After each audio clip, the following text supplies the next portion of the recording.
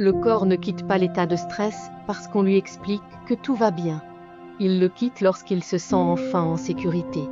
Quand le stress s'installe, le système nerveux apprend à rester en alerte. Il observe, il anticipe, il protège. Même lorsque les événements extérieurs se calment, le corps continue de veiller, par habitude, par prudence, par survie. Ce n'est ni un excès, ni une faiblesse. C'est une réponse intelligente à une insécurité prolongée. Avant toute récupération, avant tout relâchement, il y a une étape incontournable. Créer une base de sécurité intérieure. Sécuriser le corps ne signifie pas se détendre volontairement. Un corps en alerte ne comprend pas les injonctions. Il ne se calme pas parce qu'on lui demande de se calmer.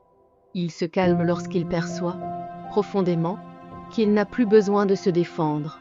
La sécurité passe par des signaux simples et répétitifs, un rythme plus lent, une présence constante, des gestes prévisibles, une absence d'urgence. Lorsque ces signaux sont présents suffisamment longtemps, le système nerveux commence à enregistrer autre chose. Il apprend qu'il peut baisser la garde, qu'il peut relâcher sans danger, qu'il peut exister sans être constamment mobilisé. Ce processus est lent. Il ne se force pas. Il se construit. Créer une sécurité intérieure, ce n'est pas aller mieux. C'est créer les conditions pour que le corps puisse aller mieux. Lorsque le corps se sent contenu, il commence à relâcher de lui-même, sans effort, sans lutte.